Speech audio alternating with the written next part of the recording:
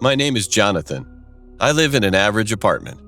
There are main roads via my apartment, but there's also a shortcut too, which makes it faster to go to one of my friends, Nick's house.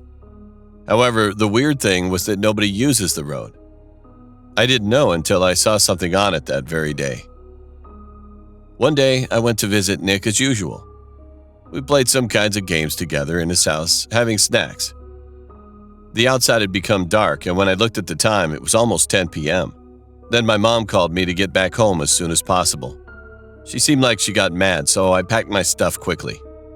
I got out of my friend's house, walked for like 2 minutes, and then I decided to walk through that shortcut lane this time. Because it was completely dark, it gave me a chill, but I was in a rush, so I lighted my phone's flash and walked through the road. It was a straight road, and all the leaves and bushes were on the two sides. And the next moment became the most terrible memory for my entire life.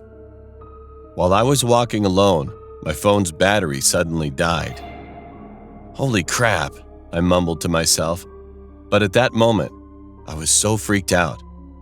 I made my pace quicker when I heard someone's footsteps. When I looked up, there was a figure in front of me that was almost black and invisible. All lampposts in that road were broken except 2 of them. But those 2 lampposts were flickering continuously, and the figure was slowly walking closer to my side. When the light fell on his face, I could see him, full of scars on his face. He had a cut in his throat, and the blood is falling out of his cut. I tried to ask him if he needed any help, but then he put his hand on top of his head slowly, and he picked it up. I could see his head was dividing from his body, and he was just standing there, holding his head in one hand and looking straight into my eyes. I couldn't even move because I was so terrified at that moment. All of a sudden, his head was laughing loudly and gave a shriek loudly at the very next. I stepped back, and then he came in front of me again with big strides. This time, I could see those 2 lampposts which were flickering above him all went out, and I don't remember anything after that. The next morning when I woke up, I was in a hospital. It turned out that some guy who was jogging around found me unconscious on that road.